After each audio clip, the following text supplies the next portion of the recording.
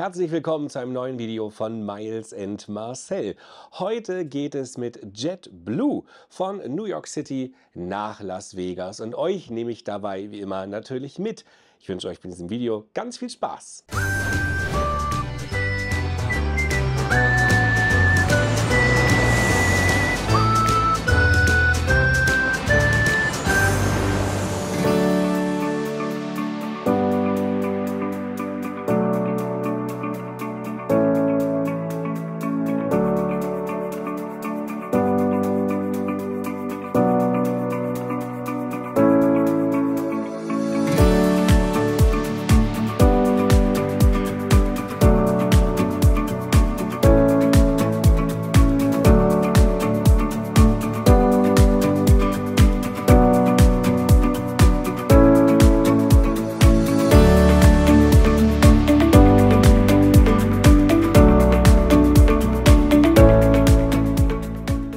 So, angekommen im Terminal 5 und jetzt kommen ein paar Durchsagen.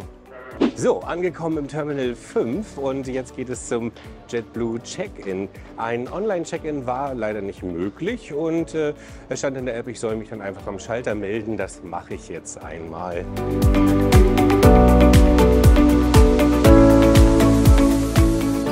Ja, wie ihr sehen könnt, ist hier richtig was los an den Economy-Schaltern. Es gibt aber auch einen Sonderschalter hier für die JetBlue Mint Class, was die Business Class ist.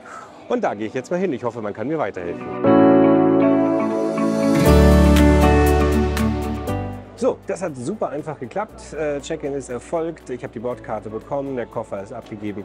Und jetzt habe ich ein bisschen Zeit, bin doch ein bisschen zu früh hier und es gibt, das ist das Besondere bei JetBlue hier im Terminal 5, es gibt keine eigene JetBlue Lounge oder ähnliches. Es gibt nicht mal irgendeine andere Lounge hier in diesem Terminal.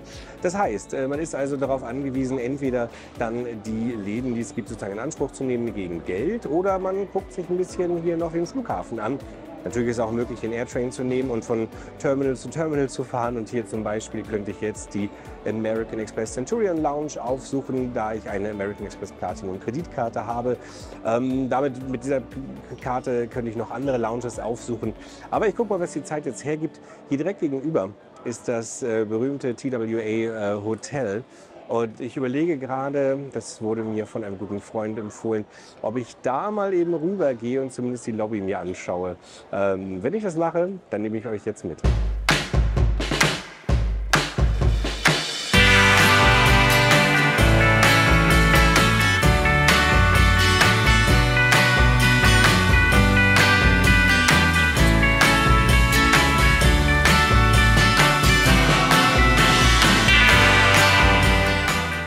Das ist ja cool gemacht. Es fühlt sich wirklich so ein bisschen an, als würde man jetzt durch einen Zeittunnel gehen. Im Hintergrund läuft, glaube ich, Elvis.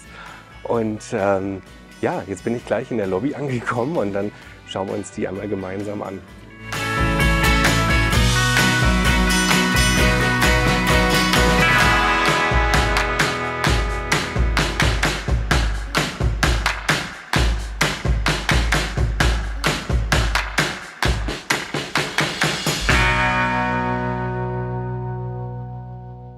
Vielleicht kommt euch das Terminal auch so ein bisschen bekannt vor, denn hier wurden einige Szenen aus dem Film Catch Me If You Can gedreht und man bekommt sofort, wenn man den Film gesehen hat, totale Erinnerung daran. Toll!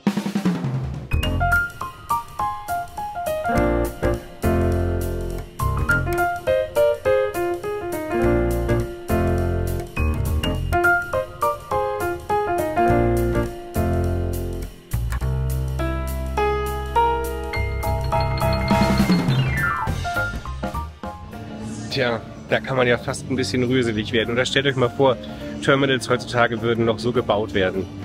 Natürlich, für die meisten Flughäfen wäre das zu klein, aber schon schön. Und wir verlassen wieder die 60er, 70er Jahre und zurück geht es jetzt ins reale Leben. Es geht wieder in Terminal 5 und jetzt gehe ich durch den Sicherheitsbereich und habe eben gerade schon gesehen, dass es richtig voll ist. Glücklicherweise habe ich seit einiger Zeit Global Entry und dadurch TSA Pre. Was das alles bedeutet, das erkläre ich euch einmal in einem nächsten Video. Da gibt es dann ein paar mehr Infos zu Global Entry. Ja, und tatsächlich gibt es keine Lounge hier und es gibt eine Menge an kleinen Restaurants und irgendwelchen Imbissen und ich habe mich jetzt hier für ein kleines Steakhouse entschieden, habe mir jetzt ein Sandwich bestellt und eine Diet Pepsi. Cola Zero war leider nicht, stand nicht zur Auswahl. Und das Ganze hat mich jetzt gekostet $30.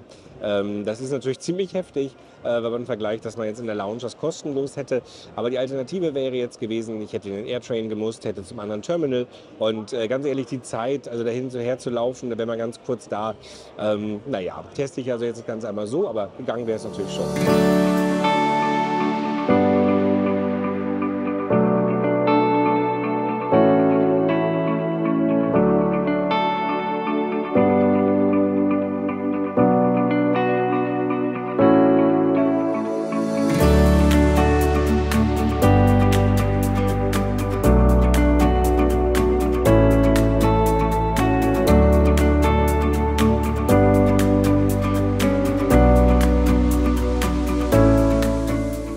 So, es ist gleich Boarding und das heißt für mich jetzt endlich, es geht zum Gate.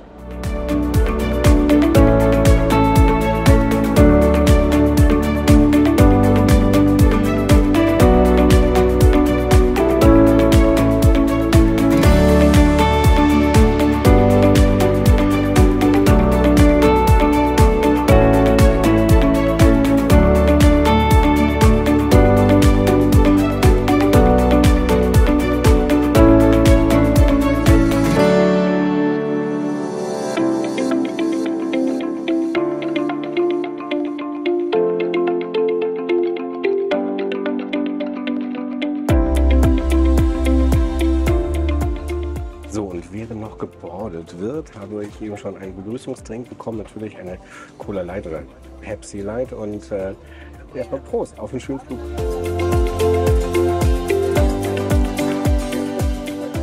Wir haben hier am Platz den Monitor, nicht hochauflösend, aber eine tolle Größe.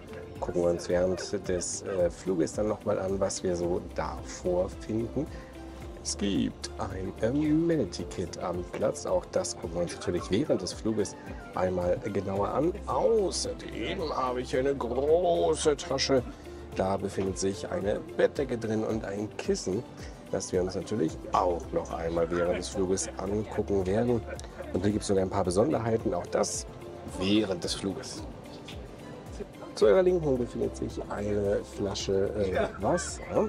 Dann haben wir hier Anschlüsse, einmal einen Universal-Power-Adapter, dann haben wir hier einen USB-Anschluss und wir haben die Anschlüsse für den Kopfhörer.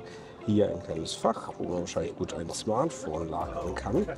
Wir haben hier, habe ich zu meiner Linken, die Fernbedienung fürs Entertainment-Programm und wir haben hier die Bedienung für den Sitz. Ich hoffe, das könnt ihr jetzt einigermaßen gut hier sehen mit der Reflexion. Aber auch das zeige ich natürlich gerne noch mal ausführlich dann während des Fluges. Ganz ehrlich, das macht einen super Eindruck. Der Platz ist nicht nur super schön bequem, man hat wahnsinnig viel Platz und jetzt sogar schon eine ganz tolle Privatsphäre durch diese, seht ihr vielleicht im Hintergrund, diese leichten, die sind zwar durchsichtig, aber zumindest hat man das Gefühl, dass diese Plastikstreifen irgendwie ein bisschen mehr Privatsphäre bieten. Und es gibt ganz viele Sachen am Platz, die gucken wir uns gleich natürlich an. Und jetzt genieße ich erst einmal den Start hier in New York und hoffe, dass wir eine gute Startbahn bekommen, vielleicht sogar ein bisschen was von der Skyline sehen.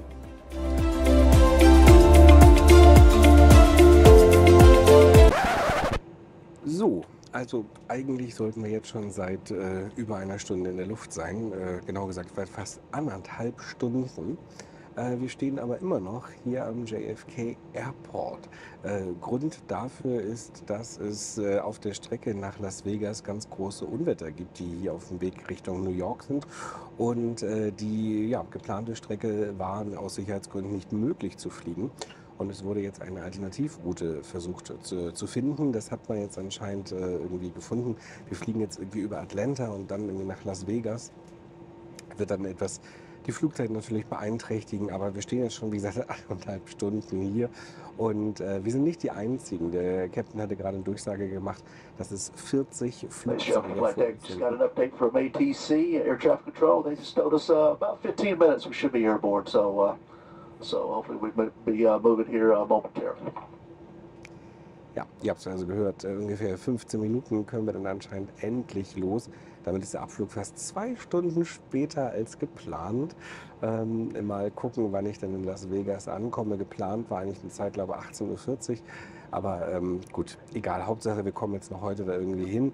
Denn heute Abend soll hier richtig Weltuntergang sein, was das Wetter betrifft in New York. Und da habe ich jetzt ehrlich gesagt keine Lust drauf. Vor allem, dass sie irgendwann sagen, ja, jetzt ist die Dienstzeit der Flugbegleiterin und der Flugbegleiter abgelaufen. Wir müssen jetzt wieder zurück und brauchen neue Crew oder ähnliches. Drückt mir mal die Daumen.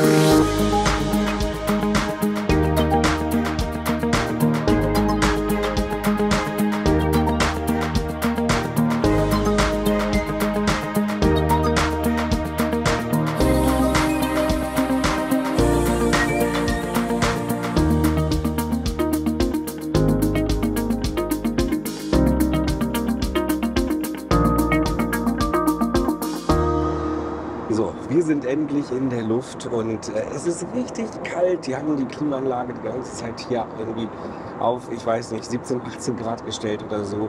Die Haut brennt richtig vor Kälte. Und das, obwohl wir jetzt gleich nach Las Vegas fliegen oder jetzt gerade nach Las Vegas fliegen, wo es um die aktuell so 43 Grad sind. Naja, also Zeit auf jeden Fall einmal die Decke auszupacken und da gibt es ein paar interessante Funktionen, wie man die verwenden kann. Ich blende euch das hier einmal ein, dann könnt ihr euch das mal anschauen. Es gibt also 3 Funktionen, wie man die Decke verwenden kann. Entweder so ein bisschen für die Füße zum Reinstellen oder ähnliches. So. Auch eine interessante Perspektive. Wir drehen uns gerade mit dem Flugzeug und die Kamera, mit der ich filme, der Gimbal, dreht sich gerade also dementsprechend dagegen. Dafür sieht es für euch jetzt schräger aus, obwohl der Gimbal eigentlich alles richtig macht. Aber wir drehen wieder zurück. Ja, und da sind wir wieder im besseren. So, hier drin ist noch ein Kissen, das ja, sehr groß, sehr flauschig. Und hier drin natürlich noch eine Decke. Und die kann ich jetzt auch wirklich gut gebrauchen. Und dann mache ich mir ein bisschen bequem. Und ich habe auch ehrlich gesagt richtig Hunger jetzt. Weil wenn man so 2 Stunden auf der Startbahn bzw. auf dem Rollfeld steht, das ja, ist dann irgendwie langweilig. Ne?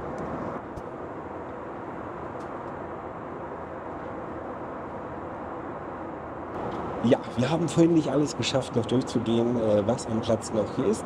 An meiner Seite hier befindet sich zum Beispiel nämlich noch ein größeres Fach, das sich verschließen lässt. Hier, ja, würde ich sagen, passt sogar ein kleiner Laptop rein oder so, oder ein iPad. Nochmal eine kleine Ablage hier vorne und ja, das ist soweit alles zu meiner linken Seite. Und zur rechten Seite, das hatte ich vorhin gar nicht gesehen, weil da die Decke davor lag, befinden sich noch 2 weitere Steckdosen, komplett mit USB-Anschluss und Universalstecker. Ja, also da sollte einem tatsächlich jetzt keine Steckdose fehlen, dass man alle Geräte gleichzeitig laden kann. Schauen wir uns auch noch einmal die Bedienung des Sitzes an. Ihr könnt hier einmal die Position einstellen für Takeoff und Landing, eine Relax-Position, die nehme ich gleich ein. Ihr könnt nicht nur ein Licht einschalten vorne am Sitz, sondern habt auch eine Massagefunktion und das ist ganz besonders, ihr könnt den Sitz tatsächlich verwandeln in ein Bett und das auf einem Inlandsflug in den USA.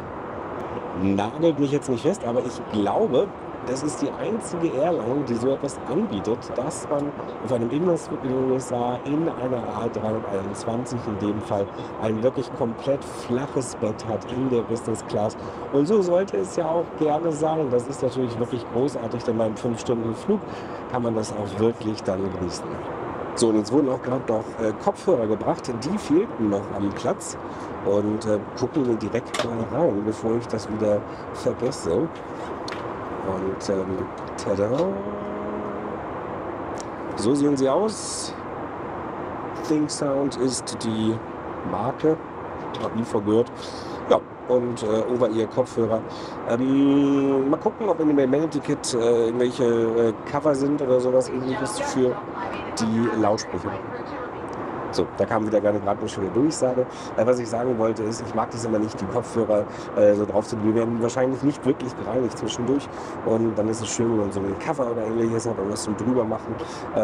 Ja, mal gucken, ob das dabei ist oder nicht. Aber ansonsten, hey, dann geht es auch irgendwie mit den eigenen Kopfhörern. Ich habe jetzt auf diesem Flug tatsächlich nur meine AirPods Pro dabei. Über Bluetooth müssten die gegebenenfalls koppelbar sein mit dem System. Das gucke ich mir gleich nochmal in Ruhe an.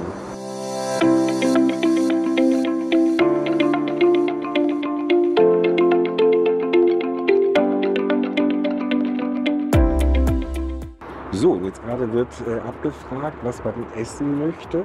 Die Menükarte blende ich euch hier einmal ein. Und ich habe meine Wahl schon getroffen. Man kann von diesen 4 Hauptgerichten, wenn man so nennen möchte, 3 sich auswählen und das mache ich auch. Hi!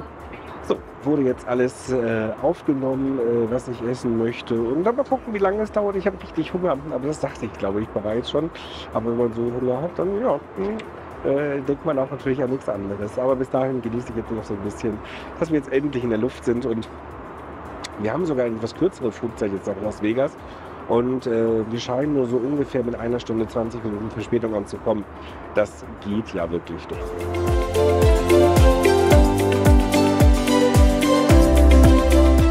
So, und da gibt es zur Begrüßung dann jetzt auch hier ungefähr 1,5 Stunden nach dem Start gibt es jetzt auch ein paar Begrüßungen. Und zwar gibt es hier diese Schale mit, ja, was ist es? Das kleine Brezel oder so?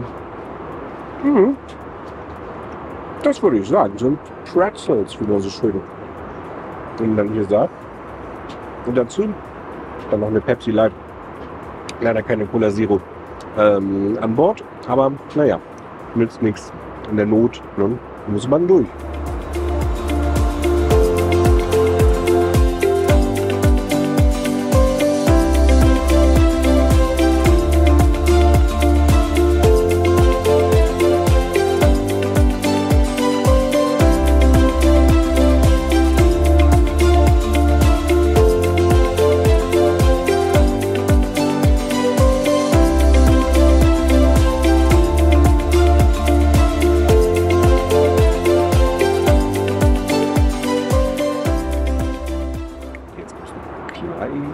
Turbulenzen.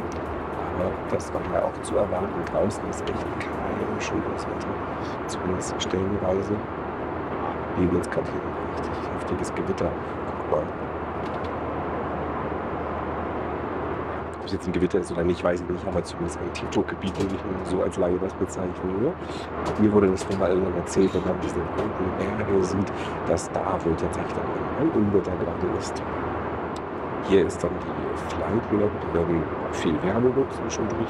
Es ist leider kein durchgehende Flanke, aber da sind wir jetzt gerade in Nashville und fliegen jetzt nach Las Vegas, 3,5 Stunden dazu. Ja, also weiter geht's. So, wir sind jetzt seit 2 Stunden in der Luft und Essen gab es immer noch nicht. Es gab eben die kleinen Brezelstücke. Es gab auch nur eine Getränkerunde bislang und es ist auch niemand da, der mal vorbeikommt und mal ansprechen kann und sagt, Entschuldigung, ich hätte gerne noch was zu trinken. Also irgendwie, ja, das ist nicht ganz so schön.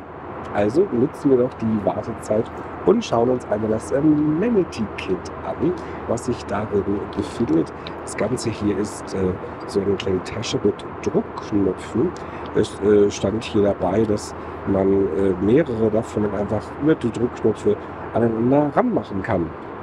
Warum erschließt sich mir jetzt nicht, aber wir gucken mal rein, was sich drin befindet. Und wir haben im Amenity-Kit einmal ein Mundwasser. Wir haben hier drin, oh, tada, Socken, und zwar so Sneakersocken. Dann haben wir hier Earplugs. Dann gibt es ein Rückenarm. Dann haben wir hier, es geht noch weiter, einmal eine Handcreme, eine Feuchtigkeitscreme. Und dann haben wir hier das Ultra Gentle Daily Peel.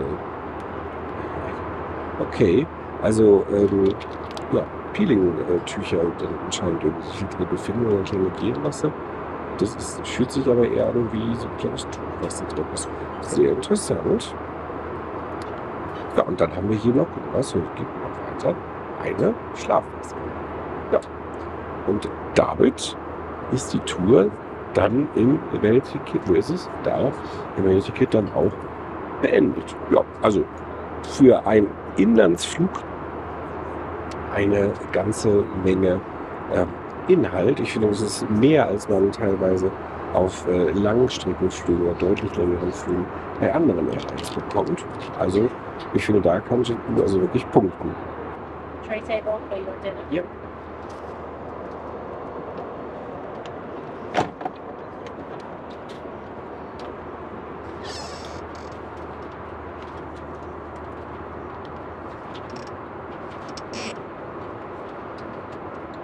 Ja, muss man hier selber machen. Perfekt.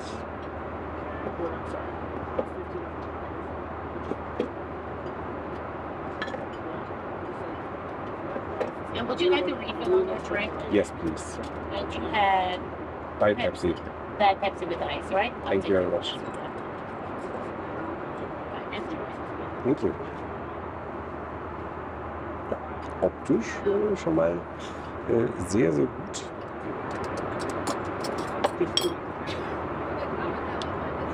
Passt dann.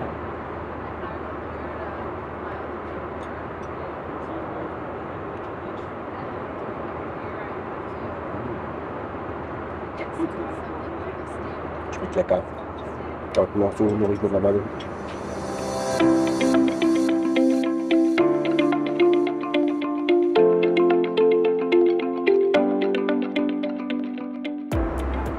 Ja, also das Hühnchen war jetzt irgendwie nicht ganz heiß gemacht. Irgendwie, keine Ahnung, es war so ein bisschen an einen Stellen lauwarm, an anderen kalt, keine Ahnung. Aber der Rest war wirklich sehr, sehr gut. Präsentation super, Brötchen sind auch noch dabei. Schmeckt noch nichts, herrlich. Nein, aber das soll gar nicht jetzt negativ sein. Das soll wirklich ein sehr leckeres Essen und ich bin froh, endlich jetzt was im Magen zu haben. Nach etlichen Stunden habe ich mir das auch wirklich verdient.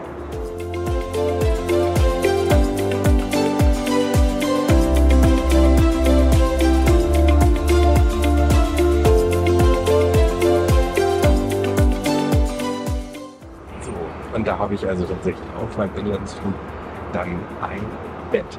Und ja, es ist Platz hier, also so ein Kopf bisschen höher, dann ist es gerade so ausreichend mit den Füßen, aber okay, von der Breite her, man kann das vielleicht so ein bisschen hier erahnen, ist es ja in Ordnung, ein bisschen eingehen. Also aber trotzdem, ich will jetzt gar nicht ausmeckern. Es gibt kaum eine Fluggesellschaft, bei der man die Möglichkeit hat, innerhalb Amerikas mal sich richtig hinzulegen. Und ich genieße das Ganze jetzt auch sehr. Übrigens, falls ihr jetzt inzwischen gedacht habt, Moment mal, ich habe doch mal was vielleicht über JetBlue und die Mundklasse gelesen oder was dann angeschaut. Es gibt doch diese Tour.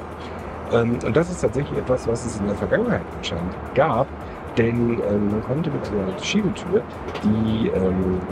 den Sitz hier, die Einzelsitze verschließen, sodass man nachher was mehr Privatsphäre hatte. Und als ich das versucht habe zu machen, habe ich das nicht hinbekommen. Ich habe die Flugbegleiterin gefragt, was denn der Trick ist, wie man das Ganze dann hier einstellen kann.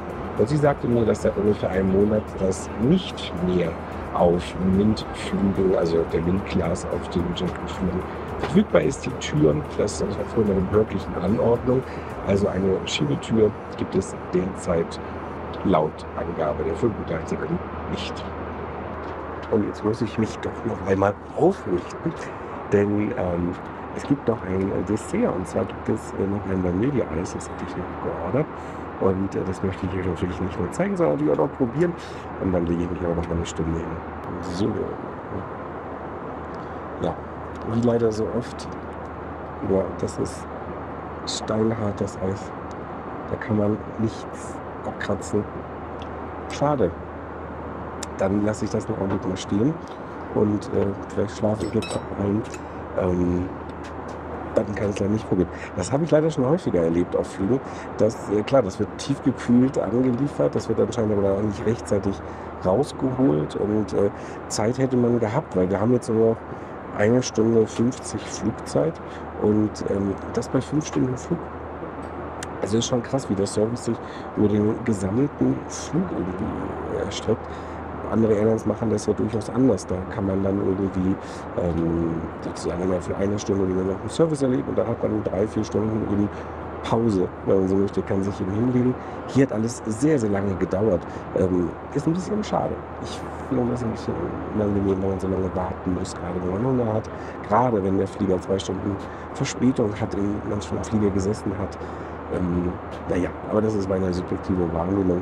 Mal gucken, ob ich das alles gleich noch mal probieren kann. Drückt mir die Daumen. So, und hier sind wir noch einmal jetzt in der Toilette. Ganz klassisch wie beim A321, wenn es gewohnt ist. Klein, eng, aber naja, eine Toilette ist da und das ist ja letztendlich das Wichtigste. Schauen wir uns noch mal ganz schnell an, was sich hier noch befindet. Denn wir landen schon in 6 Minuten. Ich muss schnell wieder auf einen Platz zurück.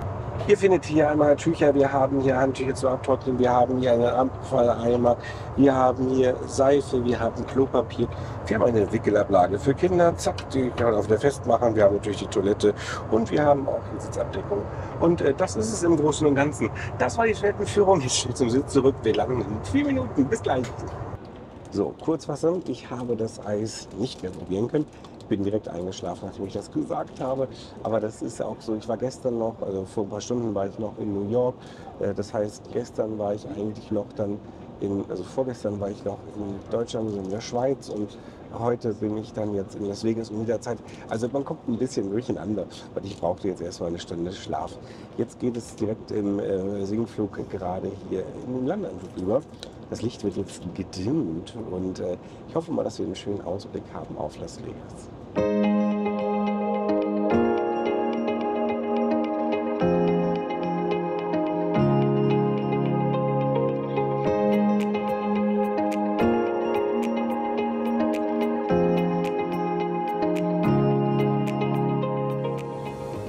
Festzuhalten ist auf jeden Fall, dass der Flug mit JetBlue mit durchaus gemischten Gefühlen zu betrachten ist.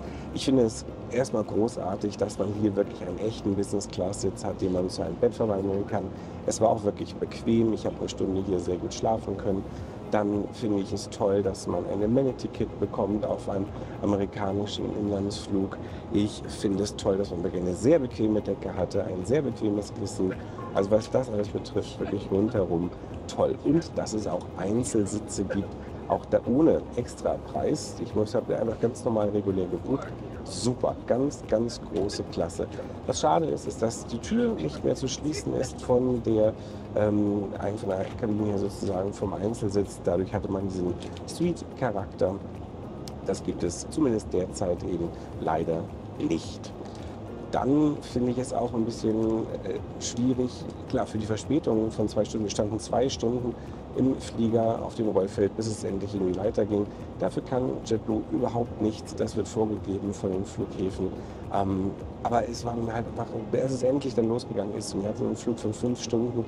Es hat ewig gedauert, bis der Service losging, bis ich das erste Glas überhaupt irgendwie in der Hand hatte, mit was zu trinken, abgesehen von dem Getränk, was man beim Boarding bekommen hatte. Das war aber dann ja schon über 2 Stunden her, hat es noch mal über 1 Stunde gedauert. Und ja, so viel war dann auch nicht zu tun. Das war die Business Class, ist zwar hier voll besetzt, aber das hätte man echt ein bisschen schneller machen können. Und auch das Essen, das hat sich einfach sehr in die Länge gezogen. Im Großen und Ganzen bin ich aber zufrieden und will jetzt auch gar nicht groß meckern. Aber das muss man natürlich auf jeden Fall erwähnen.